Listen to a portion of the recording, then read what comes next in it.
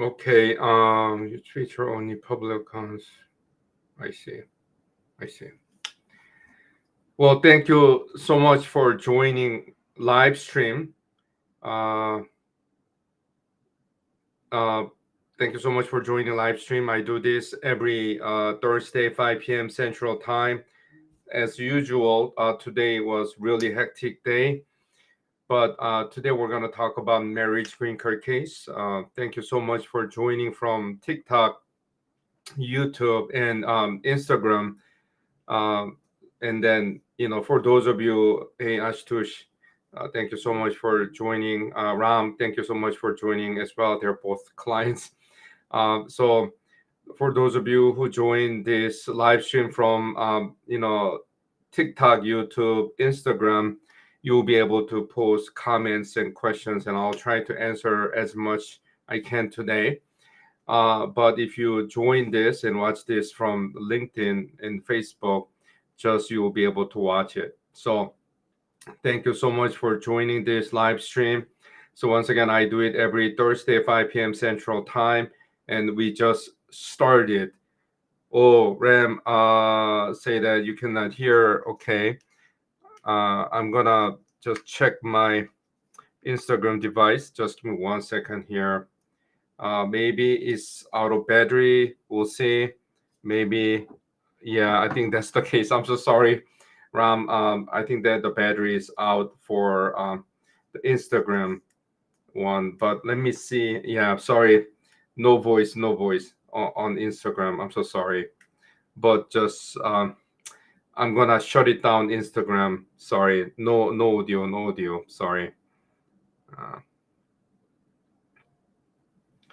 So we have a technical issue. I was unable to fully charge audio that I use with Instagram, so I shut it down Instagram today. So sorry. So we're starting now. I'm attorney Jae Francis. I'm a U.S. immigration lawyer based in Chicago and Wisconsin, but serve all 50 states. Thank you so much once again from joining TikTok, and then YouTube, no Instagram live today because audio is not properly set up. So it's my bad. Okay. So we're gonna start. Thank you so much for joining this live stream. I'm gonna see who's joining this. Thank you so much for virtual gifts that you're sending. Okay, so I'll just wait for those of you who joined this. Post the question here. Um, Now, Yasser and Appalachian Boy is having interesting conversation from YouTube, and then Yasser, has a cousin who like to have a consultation with me, and then area of need is the divorce, family law, and unfortunately, unlike Appalachian's suggestion, we don't handle any divorce cases. We specialize in U.S. immigration. So, yeah, sir, thank you so much for your potential referral, but we don't handle any family divorce law cases, just U.S. immigration cases. So, sorry that I'm not able to help your cousin. But having said that, well, every other day we have updates. It's not about Epstein file, right? Butchering the name. It's not about Epstein file. That's not the nature of this live stream. You probably know that Department of the State cut down validity period of a certain U.S. visas for 50 countries. 50 countries, right? So now, you know, if you fit it into this, like one of the main, there's 50, right? 50 countries, is that you're allowed to enter the US only once, and then validity period is a 3 month only. So just make sure that you check whether your country is included or not. Okay. So Ami, okay, I thought that Amir was the first one, but Daniel, okay. Uh, Okay, your question is kind of interesting. The question is Hamil's question is, Is it safe for USCIS to actively review your case after interview? It's not clear what you meant, but thank you so much, Elaine. Thank you for your compliment. But so your question is this, right? So after interview, right? I just posted YouTube video about this. What happens to you after interview? Best case scenario is that they approve your case even on spot. So that officer who interview you, right, has only power to recommend approval of your case to supervisor. So it's a two-step, right? But at least when you hear, well, congratulations. I mean, they don't really say congratulations, but I don't see any issue with your case. I'm gonna recommend approval of your case. And sometime without saying this, they say if you're married less than 2 years at the time of approval, officer will tell you in person that you're gonna get 2-year conditional residency. They're about the same. So it's a immediate approval. Another one is that at the end of interview, you be given the result of interview. You get this when officer is not able to complete your interview for many different reasons. There's many variation. One is that officer didn't really review your case completely. If you have a like pending asylum case or change of status from B2 to F1 in the past, you have a little bit extra immigration case, or during your interview, officer realized that wow, there's some additional documents and information that I didn't know before interview. So for example, if you go for interview, right, you know that officer will go through your 485 form, the questions. And that they start with what's your legal name, which is like super easy. But the next one is a little bit tricky because have you ever used any other name? Any other name? And then this is when some people realizing that you're talking to government officer under oath, and then you kind of become serious, and then you are telling the truth that I use different name. Sometimes it can be different last name. An officer may ask like, okay, why do you use different last name? And then they say, well, I use fake social. And then conversation going to Ashutosh, thank you so much for joining from YouTube. Yes, I will answer your question. He's our clients. He usually join this live stream through Instagram, and then there's an audio issue, and he has an upcoming interview. We just had 3 sessions with him, but I'm sure that he has some additional questions. Yes, Oscar. Our clients are joining this. Well, I'll get back to you, Oscar, and then we'll get back to you. I'm not able to review whether we got the package from you or not, but we'll follow up on you, Oscar. But let's finish this up. So, in terms of Appalachian body, you're in Eastern time, so you're 6 p.m., but we're in Central time, Chicago time, 5 p.m. So it's not 6 p.m., 5 p.m. Central time. But anyway, so thank you so much for joining live stream, all of you, whether you're clients or viewers. Thank you so much for joining this. But we're going back to this, interview. What happened to your interview after to you? So we talked about immediate approval. The second one is that you got the result of interview, and officers say that we need to review more. And then I was just talking about you for the first time told USCIS that you use other name potentially associated with a fake social. Then depends on how you use it, whether you use driver license, you got a driver license out of this, and all others, that officer may decide that I need to conduct additional research. Or if your answers about relationship, how did you meet, right? When was your first date? Didn't really match. And then if you have a previous marriage, it can be tricky. Now, since we're talking about interview, I will tell you this.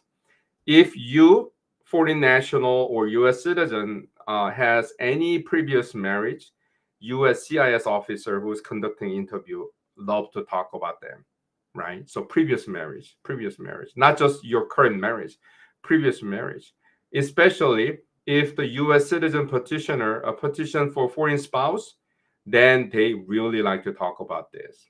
Or if you came to America, right, you apply for tourist visa together, you and your ex-spouse, and then came to America and divorced, you have a child together or all this, uh, just just be prepared. You're gonna talk quite a bit about this with your officer.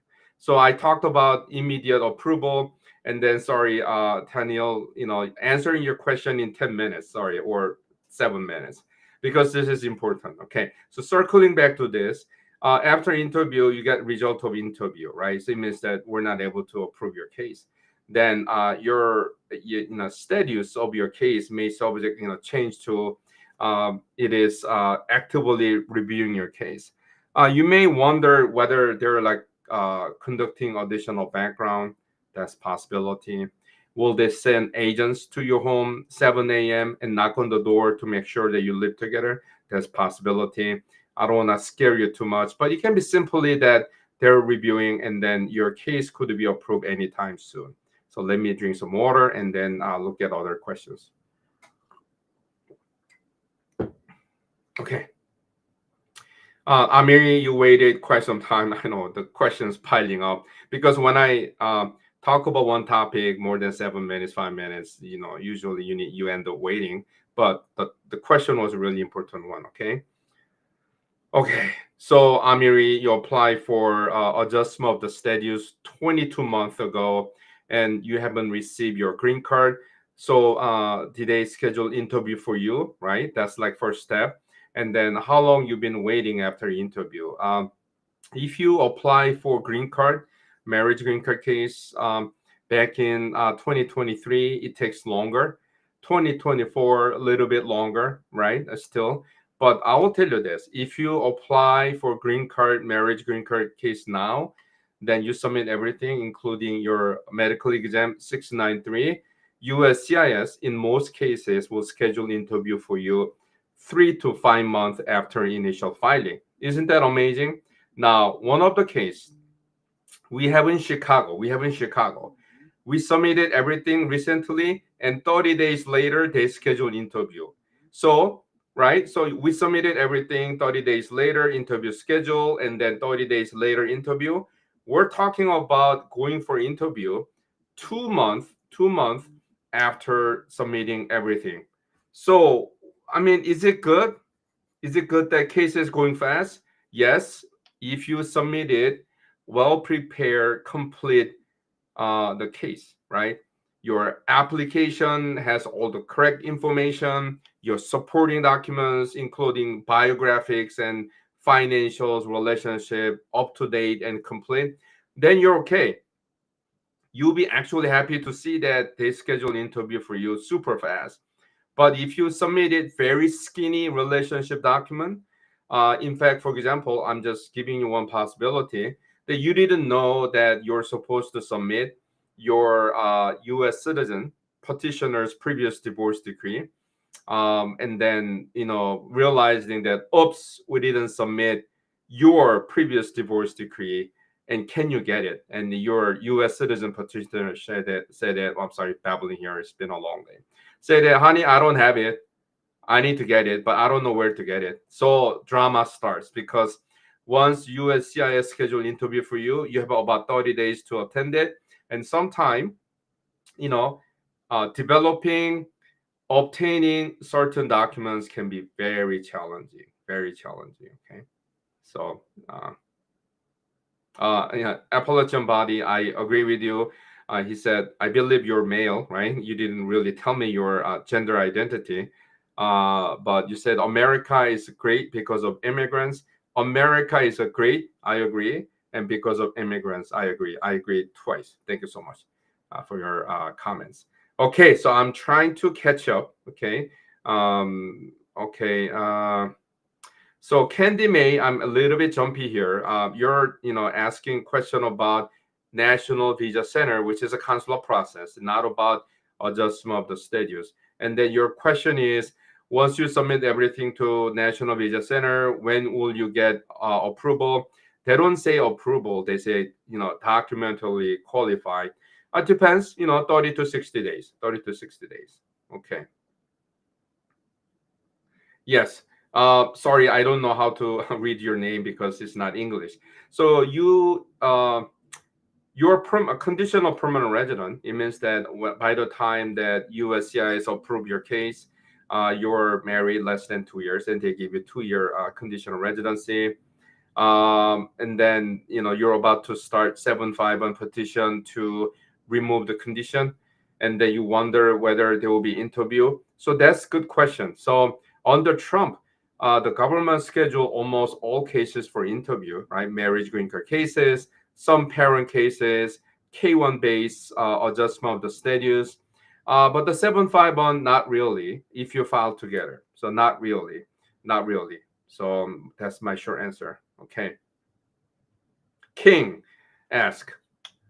Okay, so King submitted his application 2 weeks ago, and then he'd like to know when he will get the receipt written notices. So I usually tell this, right? You submit G1145 to get a text message, right? So that's the first action taken by the USCIS. When they receive your application, check the edition dates and filing fee, and that everything's good, then they will send you a text message. To the number that you indicated added on your G1145. The next, or at the same time, government like to get paid, just like all of us, right? So they will cash out your checks, or if you use credit card, G1450, then they will process it. So payment, text message, 1 and 2 at the same time. Then next one would be, if unless you have a online My USCIS account, looks like the King, you don't have it, then you're waiting for written notices. And then he said he's been waiting 2 weeks. You're about there. You're about there. It means that you're gonna get it anytime soon. We say once we mail everything, 7 to 14 days, our clients and we as a law firm receive written notices. So that's how long it takes. Now, I don't want to scare you, but worst case scenario. Let's talk about worst case scenario. What if USCIS reject your package? Perhaps your filing fee amount is incorrect. Perhaps your edition date 485 130 incorrect. Then they will reject your application package. Now, but they don't send it back to you right away. It takes about 30 days. 30 days. So you need to wait that much. It's a painful. Sometime, well, it just happens. Like it just anything's possible with the USCIS. You submit everything, government sends you text message, government cash out your payment, but they don't send you any the receipt numbers. No receipt numbers. No return, no online, you don't get anything. What do? You wait 30 days again, 30 days again, and then you contact lockbox. So for example, if you're in Illinois, right, Wisconsin too, you mail your package to PO Box in Chicago. In the case of Illinois clients, Wisconsin, Carroll Stream, Illinois. It's a lockbox. So PO Box means lockbox, or they call it application. Lockbox. Okay. So if you don't get your return or receipt number after waiting 30 days and you pay filing fee and then they cash out, then you should contact lockbox. So long answer. Today, I'm just like super excited about talking about marriage, green card cases, and then whenever I see certain questions, just talking quite a bit, which is different than what I usually do. Appalachian Boy, thank you so much for commenting once in a while. Whenever you join, you say you're my golfing buddy. I wish I have time to do golf. Unlike President Trump, I don't have time. Okay, so I stopped golfing, not because of Trump, but simply I don't have time. Okay, favored. I have a good question today. Okay, so you went for interview on July 18 of this year. I-130 was approved. It means that they don't have any issue with your relationship. It's a bona fide, but still waiting on 45. I mean, it can be anything. You may have a pending asylum application, or they like to check your previous non-immigrant visa application. Anything's possible. Anything's possible. So I wouldn't be too much worried about sort of I-130 approval and sitting on your 45, because difference is that I-130 is about proving bona fide relationship. In contrast, 45 is about whether you're subject to inadmissibility, like criminal records, right? Receiving public benefits, you used a drug, okay, or got married to spouses multiple times. It means that you didn't properly terminate your previous divorce, or you lie on your tourist visa application. I mean, anything's possible. Well, I don't want to scare your favor, but like that's like extreme version. But it can be simply governments checking your background. Now, looking at the Nick from YouTube, okay. You had AOS interview last week. Okay, went well. Good for you. It looks like you're interviewed together. And after interview, okay. So, I mean, depends on when in last week your interview was, all right? And then officer seems to indicate that there's no issue. Now, this is really depends on where you had interview. So I'm gonna give local example. Well, nothing personal, okay? Some location that we handle often, right? Officers there, they don't review your case really in detail. They do it after interview. So then it means that sometimes there's a little bit of wait time after interview. When officers say that to me, I don't have any issue with your case. So that's possible. That's one of the possibility. Other field office that we usually go right handle, they check everything before interview. So whenever they say that I don't see any issue with your case, they meant it. They approve your case right away. So maybe it's about how they conduct interview and how much they review before your interview. Some officers will review your case after interview, and that's the case. If that were to be case, it takes time a little bit extra for you to get a approval. But Nick, best wishes. Okay, Ashutosh, you're not asking any question, but have a good interview. Okay, you're next to get approval. Having said it, let me see whether I have a different questions here.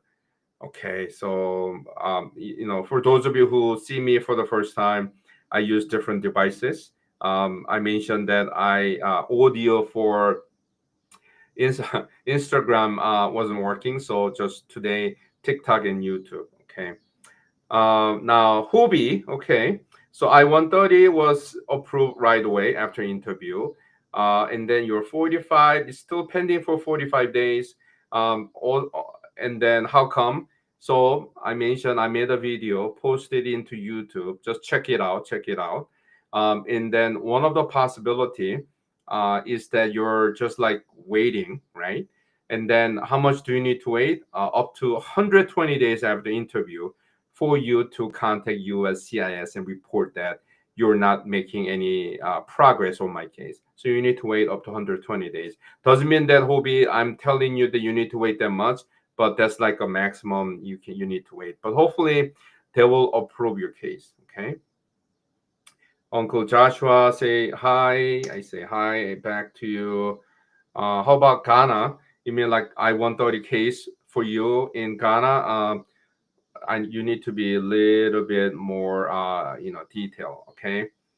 Ashutosh, no question. Of course, you're ready to rock, ready to get approval. Just relax, okay, Ashutosh. You're good. You're good to go. Okay. Okay. Petty. That's crazy for a quick turnaround. I'm not sure whether you're talking about being scheduled for interview 30 days after submitting everything. Is that what you're talking? Um, I'll tell you this. President Trump himself liked to get stuff done quickly, right? That's his personality. I'm not saying that USCIS under Trump is acting like Trump, but this happened previously when he was the president for the first time. The cases went really fast, like asylum, right? Affirmative asylum with the USCIS. We filed, and 30 days later, boom, they scheduled interview. Previously, it took forever, but under Trump, they scheduled really fast. Marriage green card cases, 3 months, boom, they scheduled interview. But COVID slowed down. COVID slowed down. It wasn't Trump. Now under Trump, now second time, if you have a good case, a legal immigration, super fast. But sadly, consular process is going other way. It takes longer, and it is frustrating. K1 fiance visa used to be 6 months before Trump. Now we're talking 12 to 18 months. Our dear Pedro is not joining YouTube today. I'm missing him. Um, so the K1 takes about 12 and 18 months. CR1 spouse visa, parent case, 18 to 24 months. And sadly, if your spouse and parents living in Pakistan, you need to double it. Not because of Trump, because of the Pakistan, right? Islamabad is slow. If your spouse and parents in Mexico, you need to add about, like up to 1 more year than other country. So it's slower. Okay. Now, okay. Okay. So Ar- Alfredo Chavez asked interesting question. What is work permit card mean when you say it's combo card? Okay, it's kind of confusing. So when you say combo card, it means that you get work permit and travel permit at the same time in one. So if you look at combo card, is mainly look like employment authorization, and if you look toward the bottom, it said it function as a travel authorization. That's a combo card. Now, if you only apply for 765 EAD application, then you get work permit only. Work permit only. Okay. Okay, so Elizabeth asked question here from YouTube. Your husband is a permanent resident, and you have looks like you're a U.S. citizen, right? And then you have a trip scheduled for New York City. Have a good time over there. Is it safe to go there, New York City? Um, I mean, if your husband doesn't have a criminal records, then I wouldn't worry. There's nothing to be worried about. The reason is that I mean, depends on his. We know this. The government use racial profiling, right? So if your husband is from certain continent, then looks like immigrants, then ICE agents in New York City, because you know what, the mayor Adams worked with Trump, right? They have a deal, right? So Trump helping him and Adams helping Trump. So New York City can be tricky city to visit. In contrast, Chicago, from the bottom to top, they're not really working with Trump. There is no one's like, helping Trump in Chicago. But still, there's ICE agent. Whenever there's a USCIS hearing that I go and attend, I see a federal agency cars roaming around, ICE car roaming around. So you need to be careful, even in Chicago, sanctuary city, and all that. But just it's all about individual risk. Okay, so yeah, okay, he's from Guatemala. So just tell him to be just discreet. Okay, just like don't be too much in public. I mean, like I said, New York City is not Texas, but it's not like Chicago. So just use discretion. But he has a clean record. Just now, I'm gonna wrap up today's meeting with this. If you are a permanent resident, make sure that you carry your green card with you, because not only you need to present it to protect yourself, but that's required by law. You'll be surprised that if you fail to carry a green card with you, and then if the government catch you, if they really want, they can cite you for misdemeanor. That's serious. So carry your green card with you. So Elizabeth, tell your husband to carry his green card. Number two, make sure that you have a digital copy of your green card, front and back, and then just place it into safe cloud in case that you misplace it. Okay. So Lot Chavez, you joined this live stream on regular basis. Appalachian Body is having fun today. It really just talk, golfing, and then weather. Thank you so much for joining this. But I'm gonna finish up this live stream with a Lot Chavez question here. So you and you're a citizen. So Chavez, La Chavez, you're conditional resident, your wife's U.S. citizen. You filed 751 petition to remove condition 2 months ago, and then you receive 4 year, not 4 month extension. Okay, good for you. You overstay your visa before you became a conditional resident, and then should I worry? If you're a conditional resident or permanent resident, the fact that you overstay visa wouldn't matter, right? But related, kind of different related topic. If you are going overseas with advanced parole, right? Those of you who have a pending AOS application and you overstayed the visa in the past, then you shouldn't go overseas because it's a different matter.